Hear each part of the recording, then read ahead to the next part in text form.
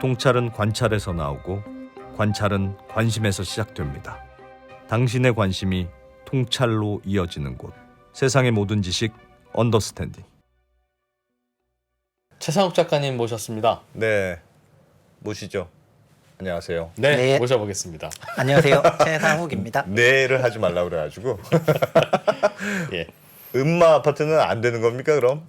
뭐 갑자기 뭐 앉자마자 사지로 저를 모시는 거예요.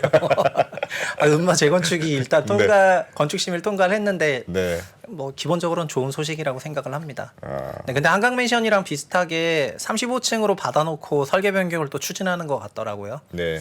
네, 그래가지고 뭐라 그럴까? 음.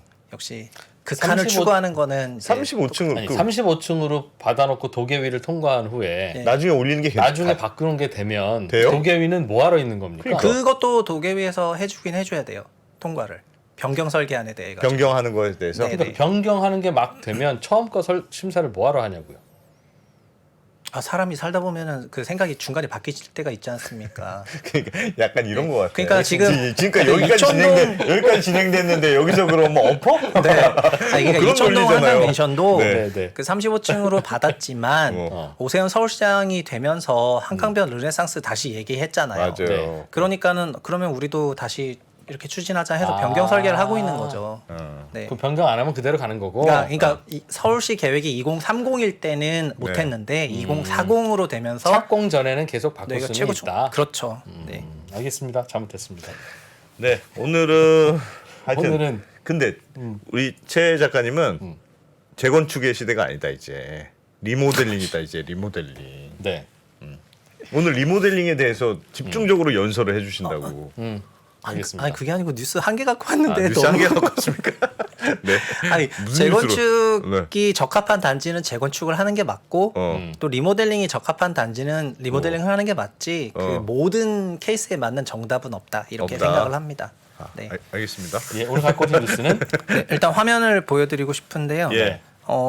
지난주에 있었던 뉴스인데 수직 증축 리모델링이 2차 안전진단을 통과를 했습니다. 대치 1차 현대아파트라는 단지에서 통과를 했는데요. 화면 네. 한번 화면 보여주고 계신 예. 거죠? 잠깐 내려볼게요. 네, 여기가 대치 1차 아파트에 대한 그런 개념도인데 수평이랑 수직이 같이 혼용이 되어 있고요.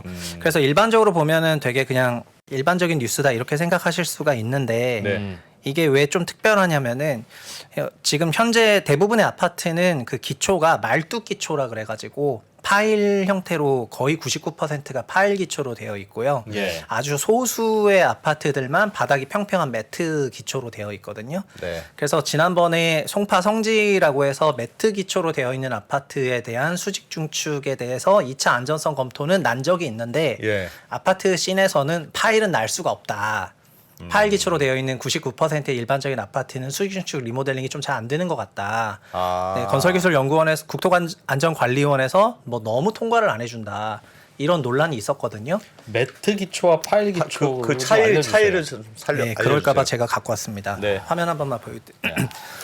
그러니까는 건축물이 그 구조체가 지표면에 안전하게 있으려면은 네. 저희가 모래에다가 그 어떤 걸 올려놓는다고 생각하면 되는데 그 균형이 맞지 않으면은 기울고 그렇죠. 기울면 그렇죠. 쓰러질 거 아닙니까? 예. 평평한 뭔가 널빤지 위에 올라와야죠. 네, 맞죠. 그래서 기본적으로 그 무거운 구조체가 올라가게 되면은 각 그 구조체 각 부위에서 요구하는 그 진해력을 네. 그 땅이 받쳐줄 수가 있어야 됩니다. 네. 예. 그래서 그 바닥을 결국에는 어떤 평평하게 해야 평평하게. 되는데 예. 근데 저희가 뭐 멘트를 뚫고 밑으로 내려갈 수가 없고 이제 파다 보면은 우리나라는 토지가 오래돼서 돌이 나와요. 실제 제가 예. 땅 많이 판 거 아시죠? 예. 네. 삼성 재직 시절에 땅은 어마어마하게 팠기 때문에 예. 좀만 파면 금방 돌이 나오는데 네. 돌이 안 나오더라도 이제 흙이 밑으로 내려가면 내려갈수록 굉장히 밀집해서 압축돼서 있거든요. 단단히. 네, 단단히 있어요. 그래서 적정 심도로 파고 들어가 가지고 그 선단부에서 네. 우리가 요구하는 하중이 뭐 40뉴턴이다. 그러니까 그러면은 그 40뉴턴이 나오는지 진해력 실험을 하면은 거기를 이렇게 선단으로 딱 지지할 수가 있는데 예. 그래서 이런 건물들이 서 있는 방식이 보면은 크게 보면 두 개로 쪼개지는데요. 여기 말뚝 기초라고 되어 있는 게 이 빨간색으로 되어 있는 말뚝을 파일을 박아서 그 파일이 박힌 깊이는 케바케로 좀 다를 수가 있겠죠. 그렇죠. 단지에 뭐 한 몇백 개를 박았는데 어떤 데는 15m, 17m, 13m, 11m 날 수가 있지만 그 선단 지지력이 확보가 됐잖아요. 네. 그럼 그 상부는 레벨을 맞출 수가 있잖아요. 그렇죠. 상부는 예. 파일 상단을 쪼개가지고 그래서 그 상부를 이제 저희가 알고 있는 바닥 기초로 두고 예. 그러니까 지하 주차장 같은 그런 바닥으로 두고 밑에 이렇게 파일을 박아서 선단으로 지지하는 방식이 저희가 알고 있는 말뚝 기초이고 네. 말뚝 사이즈는 일반적으로 뭐 아파트에서 뭐 900mm짜리, 600mm짜리 쓰는데 참고로 저는 무려 4m가 넘는 그런 직경의 말뚝을 박아본 적이 있습니다. 네. 그렇기 때문에 말뚝에는 달인이에요. 음. 근데 본인이 직접 박았다고요? 본인이 직접 박지는 않았을 거 아니에요. 직원 그 시켜서 박았죠. 시공을 총괄했다는 거죠. 그 거의 한 40m 내려가가지고 그 케이스 타고 내려가서 막 그 바닥에 있는 그 심도 테스트를 다 하고 오는 게 거의 목숨을 건 건데 그거를 거의 한 3년 했어요. 예, 저는 그것도 안 해봤으니까. 그게 말뚝 기초이고 네. 그리고 또 하나는 뭐냐면은 저는 이집트에서도 있었지 않습니까? 예. 이집트는 파도 모래가 나올 거 아니겠어요? 네. 예. 그래서 우리나라랑 같이 암이 안 나와서 웬만한 깊이에서도 그 심도에 그게 잘 안 나오게 되는데 그러면은 구두 뒷굽처럼 그 흙을 밟으면 푹푹 들어가 버리잖아요. 그렇죠. 네. 예. 그래서 이제 뒷굽이 뾰족할 수는 없고 이제 평평한 그 평평하게 이 땅의 그 내력 전체를 이용해 가지고 예. 여기는 기초를 설계해야 되겠다라고 네. 하게 되는 경우가 진해력 기초 타입이 되는 건데요. 아. 다만 그 진해력 기초도 기본적인 허용 하중은 있어야 되겠죠. 예. 가령 파일 기초가 선단에 뭐 40N이다. 예. 그러면 진해력 기초는 평균적으로 여기서 한 15N으로 받쳐주는데 전체 면적을 더 넓게 하면 되니까 그렇게 갖고 가는 게 진해력 기초 타입이 되겠습니다. 네. 그래서 아파트는 기본적으로는 진해력 기초가 콘크리트도 많이 사용을 해야 되고 하다 보니까 파일 기초가 더 싸고 현재 우리나라 아파트 거의 대부분은 99%가 다 파일 기초예요. 기둥 박는다 이거죠. 네, 말뚝 기초. 네, 말뚝이라고 그런데 말뚝 네. 기초에서는 수직 증축이 안 되고 안 된다고 알려져 있었죠. 평상처럼 네. 수평한 기초에서는 되는 건 왜 수직 증축이 되는 그렇습니까? 건 왜 아, 그렇게 생각하셨습니까? 수직 증축 리모델링을 처음으로 허용한 게 2014년이었고요. 네. 2013년이었고요. 예. 그래서 2013년에 수직 증축 리모델링을 허용하던 시기의 분위기는 일기 신도시 노후 아파트가 너무 많으니까 이걸 재건축으로 돌리기가 너무 힘들어서 너네 3개층 정도를 더 증축시키고 종전의 수직 증축은 예. 1개층만 올리는 거여서 필로티만 띄우는 거였어요. 네. 근데 3개층을 높이는 거를 허용해 주게 돼요. 제도적으로. 허용해 주고 다만 구조 안전성 검토를 받아라. 예. 이런 거였거든요. 근데 구조 안전성 검토를 그동안 한 번도 통과를 못 했던 거죠. 수직 증축 리모델링에 대해서. 그러니까 약 한 10년 동안 한 번도 통과를 못 했고요. 그러니까 몇 번 했는데 안 하다 보니까 리모델링 씬에서는 이거 수직 증축이 안 나오나 보다. 이렇게 해서 그냥 우리는 수평이랑 별동으로 가자. 해서 좀 타협한 게 있고 또 수직 증축 하겠다고 정말 열심히 노력하는 단지들이 있었는데 그게 송파성지가 처음으로 수직 증축 리모델링으로 구조안전성 검토 2차를 통과했는데 예. 공교롭게도 그건 또 매트였던 거예요. 그 진해력 기초. 그러니까 매트 기초만 나오고 이런 일반 파일 기초는 또 수직 증축이 안 나나? 약간 이런 생각을 하게 됐었던 심사 겁니다. 기준에서 네네네네. 그런 게 아니겠는가 네네. 추측하고 있었는데 송파 성지는 바닥이 딱딱한 돌들이 있었다면서요. 그래서 좀 안정성이 있어서 그렇다고 그거는요. 알려져 있어요. 거기는 왜 매트로 했을까요? 아파트 왜 매트로 했냐고요? 예. 그러니까는 딱딱하면 아니, 이게 못을 박는 게 더 안전한 거 아니에요? 매트로 하는 이유는 그걸 처음 건설했을 때는 모르겠지만 제가 매트와 파일을 다 해봤는데 예. 매트는 진해력이 충분하지 않을 때 매트를 깔아야 돼요.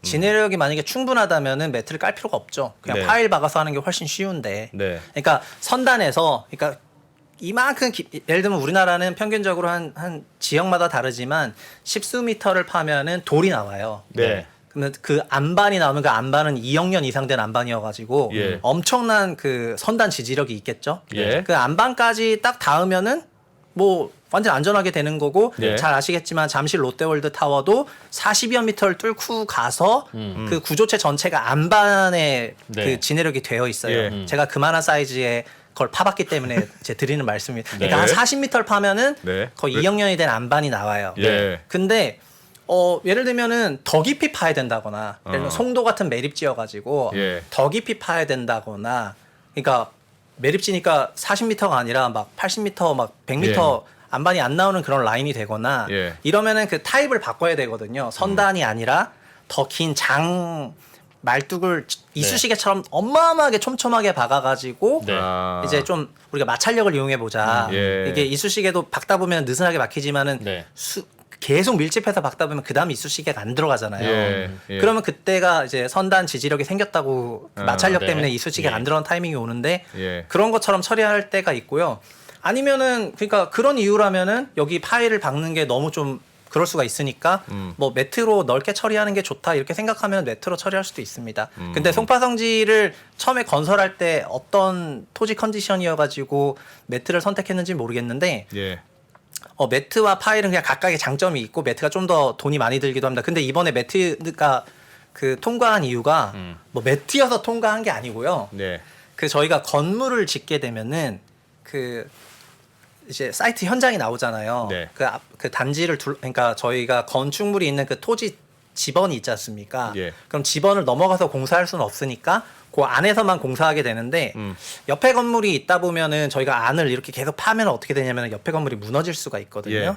그래서 옆에 건물이 무너지지 않도록 이제 여기를 드러내면은 이게 무너질 수가 있으니까 저희가 모래 바다에서 모래 파보면은 이제 너무 깊게 파면은 무너지잖아요.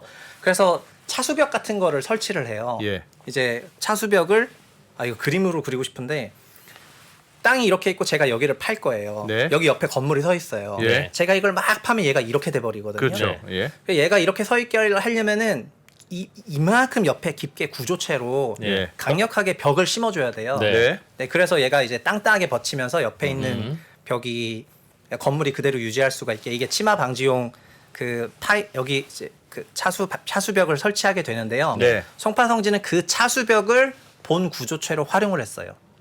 그러니까 종전에 있었던 매트 콘크리트하고 네. 그 차수벽이 엄청 짱짱하게 있을 거 아니에요. 예. 그거를 지을 때 만들었던 지을 네. 때 만들었던 그 CIP 차수벽 캐스팅 플레이스 차수벽을 네. 슬래브하고 연결을 해가지고 강성을 확보해서 전체를 거대한 박스처럼 보강을 시켜준 거예요. 그러니까 된 건데 이것도 엄밀히 말하면 매트여서 된 게 아니라 예. 그 어마어마하게 강력하게 박혀 있었던 타일 같은 그런 차수벽을 활용한 거죠. 네. 지금까지는 리모델링에 대한 지식은 배운 게 별로 없고 예. 차상욱 작가님이 만만치 않은 전문가다라는 사실을 본인의 배웠네요. 현란한 지식. 제가 이거 얘기하려고 한 게 아니에요.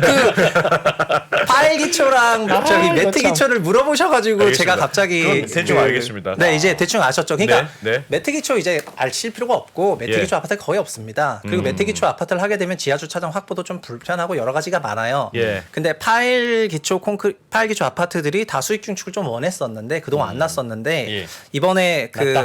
났어요. 처음으로 났다. 그래서 이게 뭐라 그럴까 다른 99% 아파트에 해당하는 이슈이기 때문에 이게 예사롭지 않다 이렇게 생각해서 그동안은 이 파일 좀 말뚝 박아놓은 아파트들은 왠지 불안할까봐 위로 더 올리는 거에 대해서 하여튼 안 해줬는데 계속. 네. 이제는 하여튼 무슨 이유인지 모르지만 국토안전관리원이 관리원이 그냥 해줬다. 오케이. 네네 해줬습니다. 그러니까 앞으로도 이런 걸 해줄 가능성이 높다. 네 맞습니다. 근데 이걸 알고 보니까는 예. 이 구조 설계를 했던 회사가 도화구조라고 해가지고 송파성지 아파트 수직 증축을 받았던 회사가 똑같이 구조 설계를 해가지고 대치현대 1차도 수직 증축 리모델링을 통과시켜 버렸더라고요. 그 같은 회사가? 네 같은 구조 설계 회사였어요. 그래가지고 이게 이 회사가 뭐냐 이래가지고 예. 이제 전화를 해서 좀 물어보니까 제가 예. 또 참고로 리모델링 학회 협회가 네. 아니고 협회는 주로 기업체들 네. 그리고 뭐 리모델링 학회는 이제 교수진들 예. 네. 이 계시는 그 리모델링 학회에 또 제가 또 발기인 중에 한 명으로서 그만큼 제가 리모델링의 진심이라는 의미인데 예. 네. 물론 재건축 이제 예. 학회는 그런 이권 단체는 아닙니다. 네. 그냥 예. 기술을 학술적으로, 연구하는 학술적으로. 학술적으로 예. 기술을 연구하고 또 그런 단체인데 예. 거기를 통해 가지고 물어보니까 이 도화구조라는 데가 뭐 소위 소명의식을 가지고 뭐 어떻게 해서 했는데 제가 들어보니까 뭐냐면은 결국 국토안전연구원에서도 그동안 리젝을 했는데 리젝을 한 이유가 있을 거 아닙니까? 예. 온갖 신기술들을 갖고 와가지고 막 보여주니까 뭐 선제하다 뭐다 막 보여주니까 그래 다 좋다. 근데 거기 박혀 있는 그 파일에 진해력이 있다는 거를 어떻게 보증을 하냐. 예. 결국 리모델링은 그 보강이 중요하긴 중요하지만은 기존에 있는 구조물의 안전성 검토가 중요한 거잖아요. 예. 그러니까 얘는 뭐 다 개파인데 순두부인데 뭐 보강 빵빵하게 하면 우리 건물로 안전합니다. 이렇게 할 수가 없지 않습니까? 네. 그래서 이거를 보강도 보강이지만 그 자체의 구조체 안전성 검토하는 게 훨씬 더 중요했었는데 네. 뭐 사연을 들어보니까 하여튼 뭐 역전의 사연이었습니다. 결과적으로는 뭐냐면은 실제 리모델링이 진행되는 과정을 그대로 시뮬레이션을 해가지고 상황을 어마어마하게 쪼개서 해체부터 시작해가지고 막 진행이 되잖아요. 예. 그걸 그대로 모두 전개시키면서 구조 설계 검토 보고서를 다 냈더라고요. 그러니까 어마어마한 그 자료를 보강해가지고 국토안전연구원에 던진 거죠. 실제 건축물 이 건물을 리모델링을 하게 되면은 이런 여기를 일이 깨고 여기를 벌어지는데. 깨고 여기를 깨고 공법상 여기 깨고 여기 깨서 이제 힘이 이런 식으로 흘러가게 되는데 그런 시뮬레이션상 어떤 힘이 되는지를 공정을 거의 재현해가지고 전부 구조 설계를 한 다음에 그렇게 됐을 때 우리는 여기 딱 이 정도만 보강을 하면 된다고 생각한다고 딱 얘기를 하니까 여기서부터는 이제 할 말이 없는 거잖아요. 그래서 조건부로 내줘요. 진짜 너네가 구조 설계한 것처럼 된다면 현장에서 계측을 하는데 나온다면 너는 오케이 이렇게 해가지고 이제 통과를 했더라고요. 그러니까 네. 이제 정성이 들어간 거죠. 근데 어쨌든 여기가 그게 됐다고 하니까 이 예. 구조설계사는 조합이랑 직접 계약을 하는 게 아니라 구조설계회사는 이제 우리나라에 있는 수많은 건축 설계회사, 예. 예. 설계회사들과 계약을 하고 이 설계회사들과 저희가 눈에 보는 디자인을 하지 않습니까? 네. 이 디자인 밑에 이제 구조 설계 회사랑 같이 일을 하게 되는데 이제 그래서 수많은 설계 회사들이 러브콜을 보내겠죠. 그래서 아마도 제가 생각할 때는 수직 증축 리모델링을 종전보다 많이 검토하지 않겠는가 이렇게 아. 생각을 하게 돼가지고 아하. 이 뉴스를 가지고 왔습니다. 네. 앞으로 그런 사례가 많아질 거다. 많아질 가능성이 늘어났죠. 그래서 기사들도 그런 식으로 되어 있었어요. 리모델링 업계에서는 그동안 광범위하게 유포된 파일 말뚝 기초로는 수직 예. 증축 심의 통과가 불가능하다. 제가 이런 얘기를 그 리모델링 추진이들한테도 엄청나게 들었어요. 제 유튜브 채널 첫 번째 주제가 리모델링이기도 했는데 예. 수직 증축 리모델링 왜 안 되냐. 뭐 송파성지 된 거 보니까 매트여서만 된다. 파일 기초 일반 아파트는 안 된다. 막 이런 얘기만 들었었는데 파일기초 하나가 더 있는데요. 수직주택 리모델링이 구조 안전성 검토를 통과 못하는 한 가지 이유가 더 있는데요. 예. 이거는 이제 여기서부터는 이제 기초 얘기가 아니고요. 건축물 전체 하중이 기초를 통해서 땅으로 전달이 되는데 건축물 자체에도 그 수직 하중이 층마다 있지 않습니까? 예. 그런데 여기서부터는 요즘 원하는 평면을 원하다 보면은 종전에 있었던 벽체를 많이 해체를 해야지 되게 되잖아요. 내력벽. 네, 그러니까 힘을 받으니까 내력벽이라고 하는데 예. 저희가 알고 있는 벽체를 이제 걷어내고 여기 벽체 없애고 좀 더 넓은 데 세우고 네. 여기 벽체 없애고 좀 더 높은 그러면은 내력벽 설계 도면상에서 내력벽의 현재 위치 대비해서 해체 비율이 나올 거 아니에요. 예. 이 해체 비율을 너무 높게 설계를 해요 요즘에 건축 설계 사무소나 건설회사들이. 그래야 실내 디자인이 다양하게 네, 나오죠. 그래야지 이게 예뻐지니까. 네. 그러니까 이제 기초와 무관하게 이제 기초는 아까 말씀드린 것처럼 그 수직 응력을 잘 계산해서 보강하고 이렇게 하면 되는데 이제 거꾸로 만약에 뭐 15층 아파트다. 네. 근데 15층에 있는 내력벽 해체 비율이 뭐 절반이 넘는다. 네. 그러면은 이제 국토안전원에서는 중간중간 무너지는 거죠. 아니 그러니까 국토안전원에서는 뭐냐면은 무슨- 아니 중간중간 무시무시하게. 그러지 이것도 보강을 하는데 네. 이것도 똑같아요. 그러니까 새로운 벽체를 보강해서 버틸려는 뭐 너의 그 마음은 알겠는데 네. 리모델링은 기본적으로 기존 구조체가 안전해야지 된다는 거를 전제해야 되는데 네. 그거를 다 뜯어가지고 새로 연결하겠다고 하니까 불안하지. 불안하죠. 물론 구조적으로는 아무 문제가 없다고 하는데 혹시나 시공 과정이나 뭐나 결국에는 기존 구조체의 벽체의 존치율이 높아져야지 수직 중축이 통과가 되거든요. 네. 그래서 이런 거가 그 조합에서 그러니까 건설사들이 영업을 할 때 완전 말끔한 평면을 가지고 영업하는 경우가 많이 있는데 예. 그런 평면을 가지고 이제 수익 중축 인허가 하면은 그냥 바로 리젝 나오는 거죠. 그런 거는 그럼 어떻게 보세요? 건설 회사들은 기술은 이미 많이 이제 개선이 됐다. 네. 그 밑에 보강도 하고 파일도 더 받고 뭐 이렇게 들어올리기도 하고 여러 가지 기술들이 있더라고요 보니까. 네. 기술적으로는 설명 많이 하는데 지금 예를 들면 승인을 해주는 검사하는 입장에서 정부 입장에서 보수적인 생각이 조금 변해서 이제 시작되는 걸까요? 아니면 여전히 기술이 말씀하셨던 대로 내력벽 같은 것도 뭐 안전성이 확보가 돼야 디자인도 새로 많이 바꾸고 할 거 아니겠습니까? 네. 근데 그게 여전히 불안함이 좀 있는 거 아니냐고 생각하는 것 같던데 그거는 시각의 문제일까요? 기술이 아직 부족한 걸까요? 아니요, 기술로는 뭐 저희가 뭐 1000만 킬로미터 밖에 있는 위성을, 그러니까 소행성을 지구에서 미사일을 쏴가지고 예. 그 거의 맞추는 수준인데, 예. 그러니까 위성을 보내가지고 그래서 과학 기술은 엄청나게 발전을 했는데요. 사실은 이게 시공 기술이라고도 하잖아요. 예. 그러니까 설계 기술과 시공 기술도 있는 거거든요. 근데 저도 시공을 4년 정도 했지만 시공은 또 누가 시공 관리하느냐가 굉장히 중요할 수밖에 없는데 네. 설계 도서상으로는 구조 안전성 검토를 되게 견실하게 해왔지만 시공하는 과정에서의 그 시뮬레이션들요. 네. 그러니까 구조 설계 도서는 그 시공 과정을 담보하지 못하잖아요. 예. 그렇지 않습니까? 거기는 예. 시공을 어떻게 하겠다는 그 메소드 오브 그 워크가 빠져 있잖아요. 예. 구조 설계 검토만 한 거지. 네. 그렇기 때문에 그 시공 기술과 결합했을 때까지를 복합적으로 생각해 보면은 종전 구조체를가 안전한 게 최고인 거죠. 최소한의 그 강도로 보강을 하고 종전 구조체를 최대한 활용을 하고 예. 이게 좋지. 예. 뭐 그래 도면상으로는 괜찮으니까 내력벽 100% 다 해체하고 예. 그러니까 해체하는 과정에 계속 보강을 하겠지만 보강하고 막 이렇게 하면서 하면은 그게 이제 그 실행 단계에서의 그런 불확실성이라는 것도 존재할 수밖에 없어서 국토안전원을 뭐 무조건 깔 수는 없다고 생각을 하고 그런 거를 복합적으로 고려한다고 생각을 합니다. 그런데 거기서 리제이크를 지금까지 했던 거는 내력벽 해체 비중이 너무 많다. 그 다음에 기초에 대한 보강도 종전 기초에 대한 구조를 최대한으로 인정하는 게 아니라 예. 항상 새로운 걸로 더 보강하려고 하다 보니까 예. 그러니까 베이직 기본으로 돌아가야 되는데 세공법입니다, 신공법입니다 이러면서 자꾸 그 멀쩡해야 될 그 구조체 몸체를 이제 자꾸 뭐라 그럴까 다른 방향으로만 보강하려고 하다 보니까 이제 리젝을 했었던 겁니다. 근데 말씀을 들어보면 리모델링은 이제 뭐 사실은 뭐 여러 가지 옵션 중에 하나긴 하나인데 내력벽 문제도 그렇고 또 층고 문제도 있고 기본적으로 약간 단점들이 너무 명확하게 있는 것 같아요.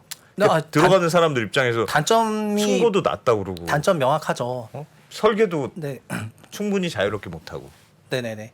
그런데 말씀드렸지만 리모델링과 재건축이 뭐 정답이 완벽한 건 아니고 상황에 맞게 적응을 해야죠. 예. 예를 들면 자기 키가 뭐 170이면 170에 맞는 옷을 입어야지 뭐 190짜리가 입는 옷을 입으면 안 맞겠죠. 그래서 용적률이라던가 예. 그런 기준 조건들하고 사업성 검토를 통해 가지고 리모델링이 적합할 것 같으면 리모델링 하는 거고 아니면은 재건축을 하는 거고 그렇게 생각하시면 될 것 같습니다. 오늘의 뉴스는 수직 증축 리모델링이라는 게 이제 가능해졌다. 법으로는 되지만 네. 현실로는 자꾸 리젝하는 바람에 저거 하지 말라는 거 아니야? 라고 하는 게 이 업계의 이야기였는데 네.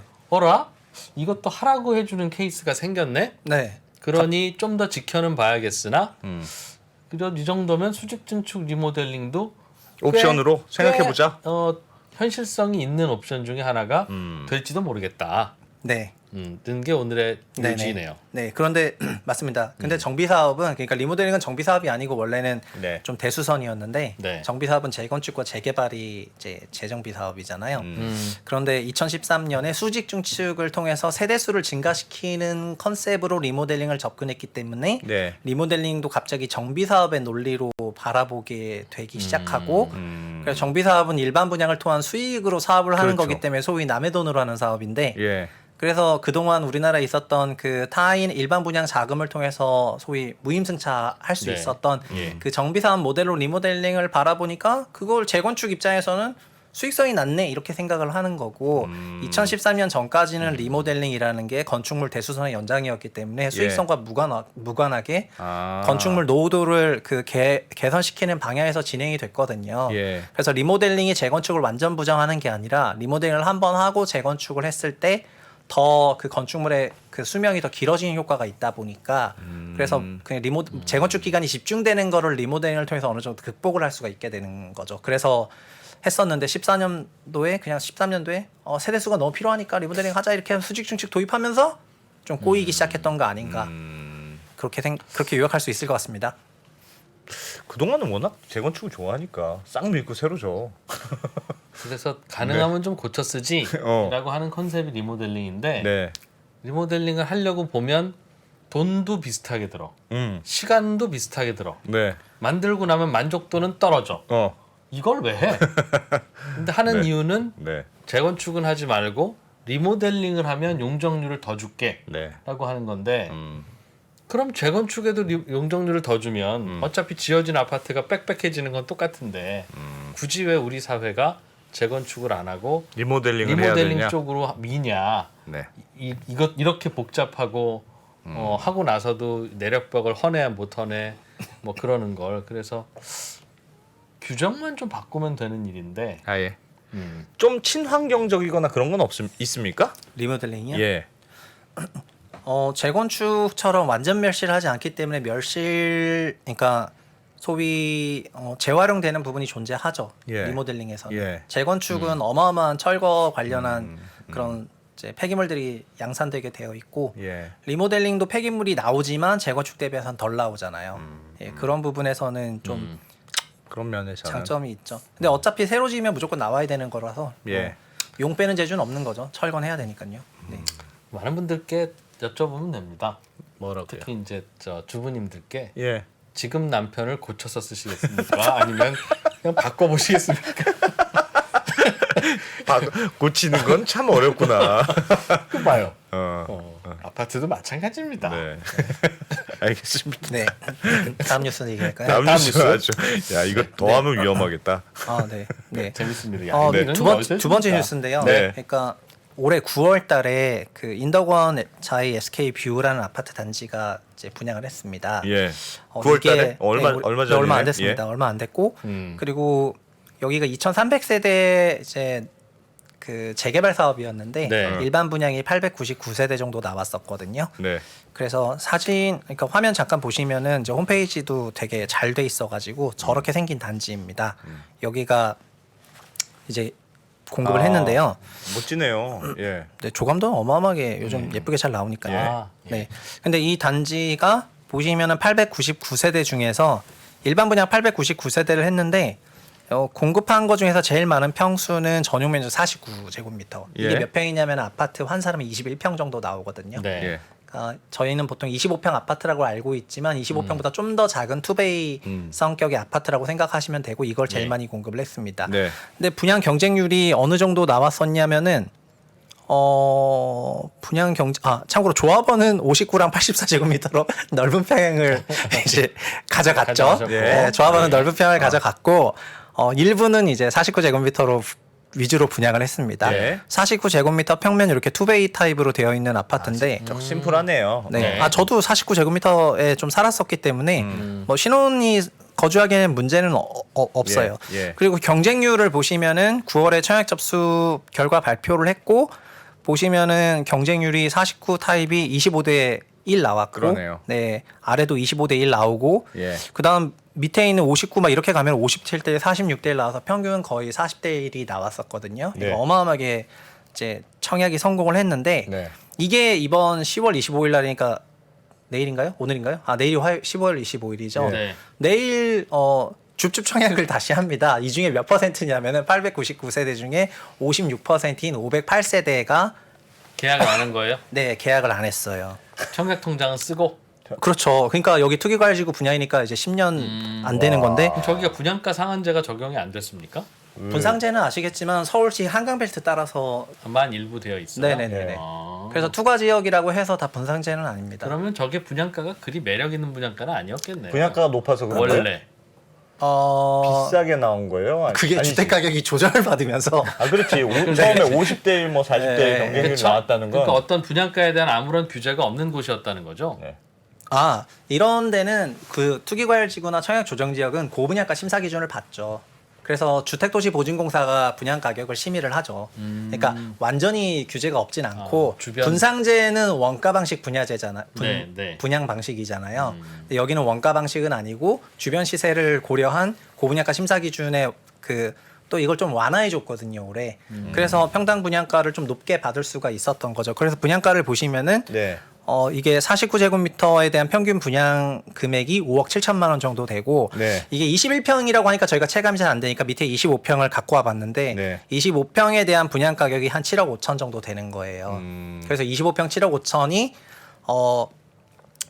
이게 로또 분양이 아니게 되다 보니까 예. 최근에 주택 가격이 굉장히 큰 조정을 받으면서 주변 시세보다 특별하게 좋은 가격이 아니다 보니 청약을 포기하시는 분이 나왔는데 이게 적당히 나온 게 아니라 꽤 많이 나와가지고 이게 56%가 이제 취소를 하게 되신 거죠. 그래서 야. 508세대가 재공급을 하게 되어 있습니다. 사실- 근데 이게 제가 2단지만 뭐 2단지에 대해서 비평하려고 하는 게 아니라 예. 최근 들어서 미분양이 늘어나고 있는데 이렇게 미분양이 늘어나고 있는 이유가 종전에 산정했던 분양 가격이라는 게 과거에는 로또였는데 최근에 가격 하락 국면을 거치게 되면서 로또 분양이 아니게 되니까 그런 거네. 셈이죠. 네, 그러니까 새 아파트가 좋긴 좋은데 이제 비싸지는 레벨이 되기 시작을 하는 거예요, 점점.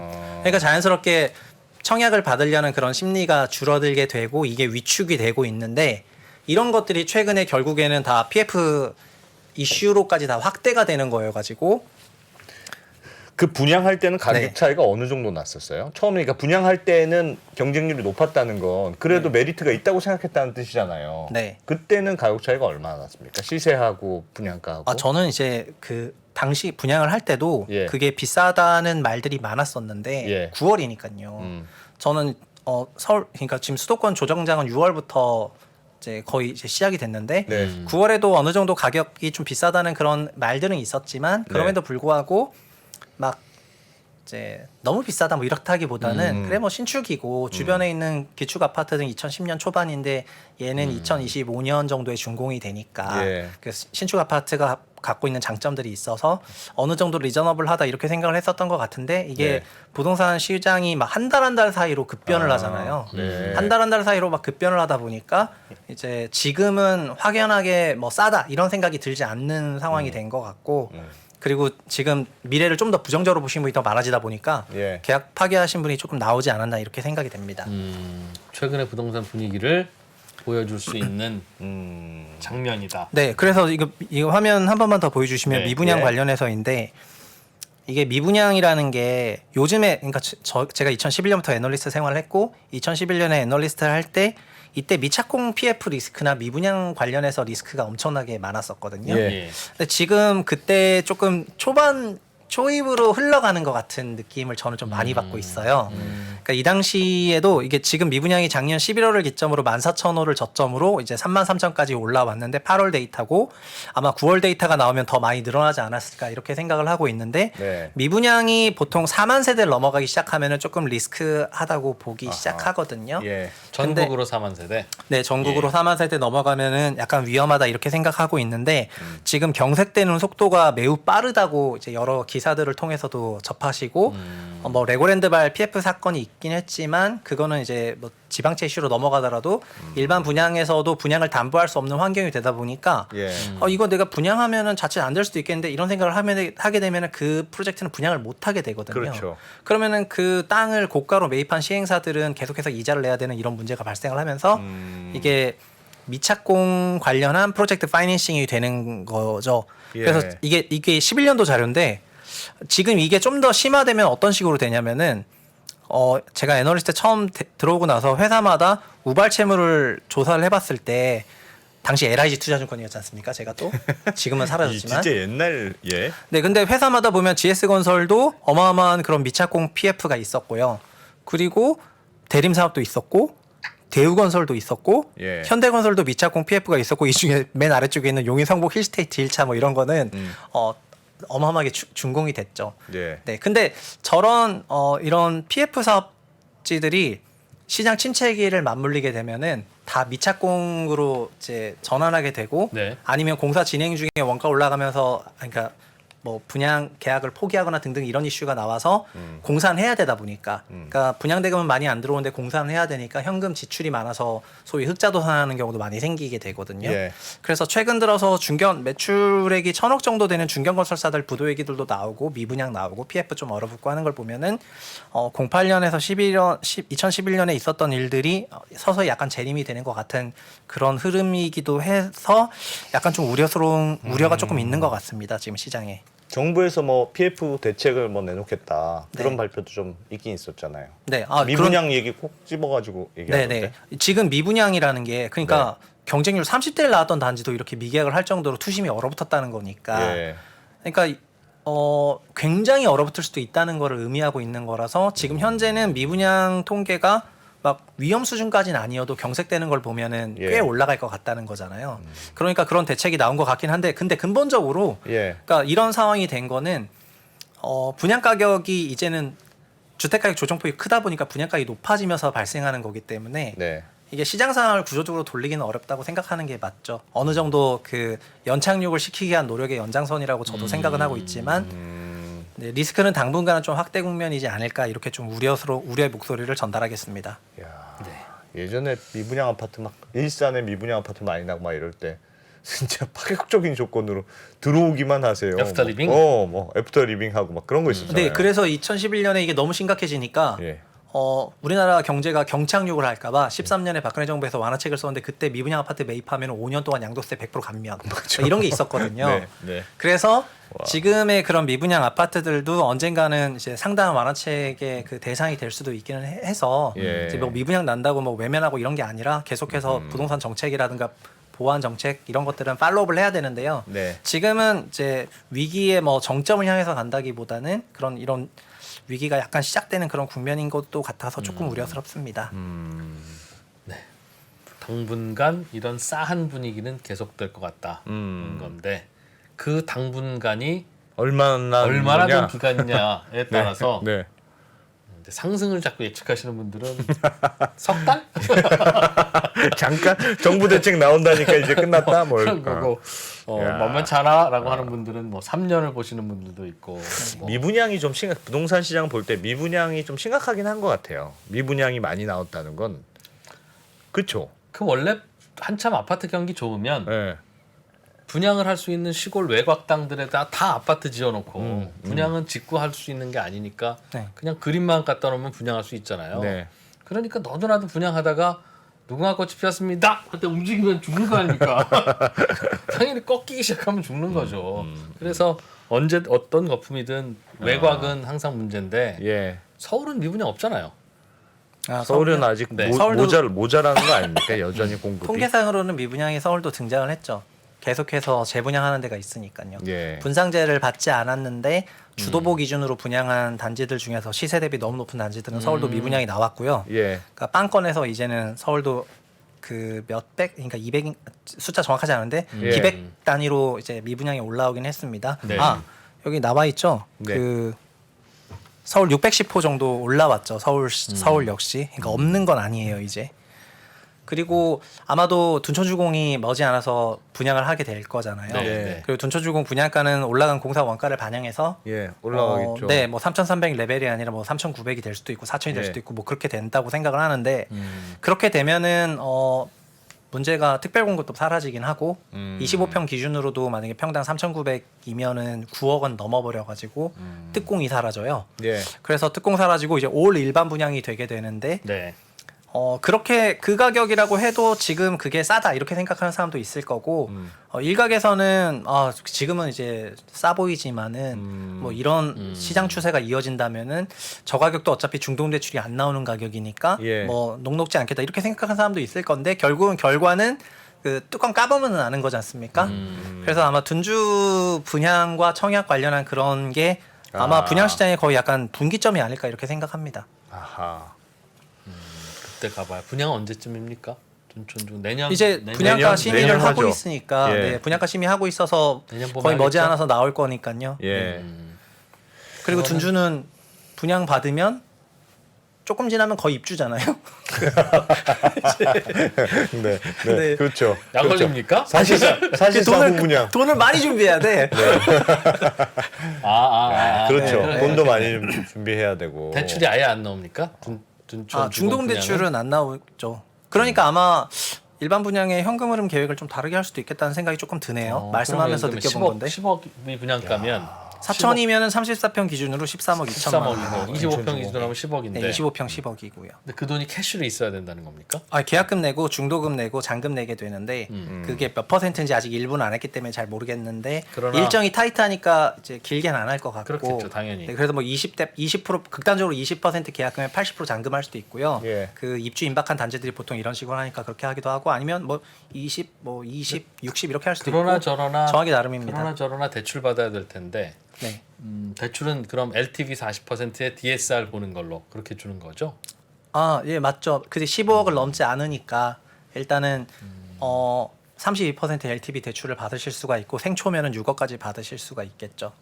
어차피 지금 청약은 다 무주택자를 기준으로 내니까 보통의 경우에는 또 여기도 다 분양가 상한제 분양가 상한제이기도 하고 동시에 적용되니까. 가점제 100%이잖아요. 청약제도가 바뀌기 전이어가지고 네. 청약 왜 안 바꾸는 거예요, 도대체? 그래서 그런 거를 계산하면은 지금 뭐 점수대가 조금 있으신 분들이 넣으실 거라고 생각이 되고, 네. 봐야 될 것 같습니다. 저기서 미분양 나겠어요, 설마? 정부의 예를 들면 대출 규제라든가 이런 게 완화될 가능성이 좀 있다고 보세요? 그런 얘기들이 조금씩 나오던데.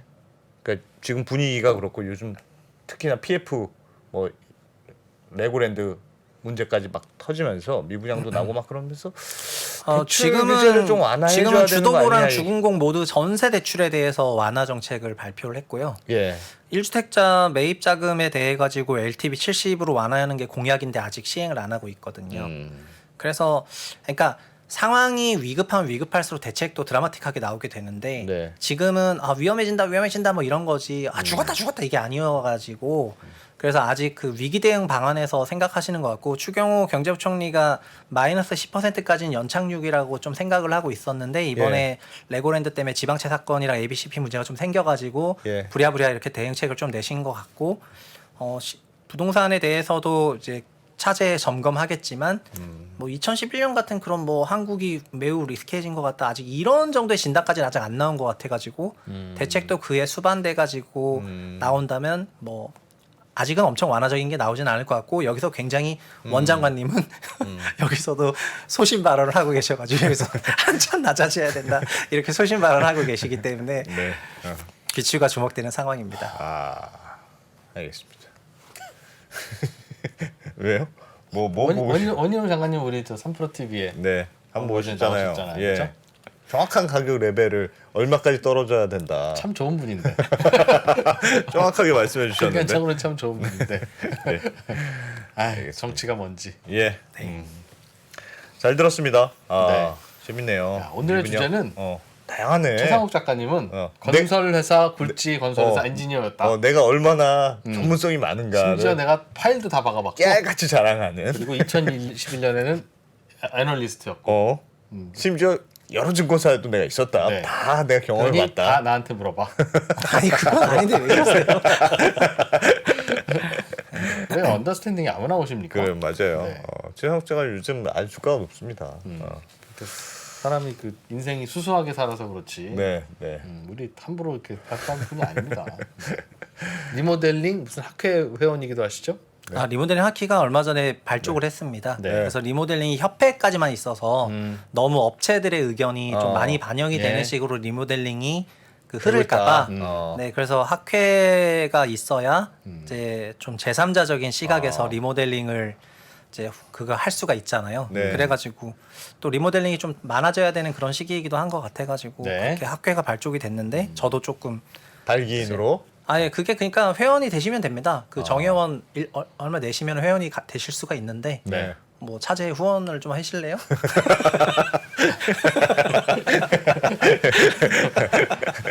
단체 회원 가입 가능합니다. 저희가 예. 아생연후에 후원을 하겠습니다. 네. 네. 고맙습니다. 자, 리모델링도 조금씩 완화되는 것 같고 미분양이 늘어가고 있다. 예. 이야기까지 전해주셨네요. 최상욱 작가님 고맙습니다. 네, 감사합니다. 저희 3프로TV가 우리나라에서 가장 많은 데이터를 분석하는 송기령 부사장과 함께 미래대학 강의를 선보인 지가 벌써 1년이 지났습니다. 대기업의 임원진들과 기관의 큰 프로젝트로만 제공되던 깊이 있는 통찰을 최초로 온라인을 통해서 공개했었는데요. 여러분들이 보내주신 다양한 피드백을 바탕으로 한층 더 업그레이드해서 다시 돌아왔습니다. 3프로TV 미래대학 확장판. 현상은 벌어진 거고 함의는 그 안에 들어있는 이유란 말이죠. 예측 그러셨는데요. 예측이 아니라 이해입니다. 그렇게 가게 돼 있어요. 누구보다 먼저 사회 변화를 포착하고 자신만의 전략을 수립하시는 귀한 시간이 되실 겁니다. 11월 7일까지 구매하시는 모든 분들께는 송기령 부사장과 함께하는 토크 콘서트 참석의 기회를 드리겠습니다. 영상 하단의 링크를 클릭하시거나 네이버에서 3프로TV를 검색해 주세요.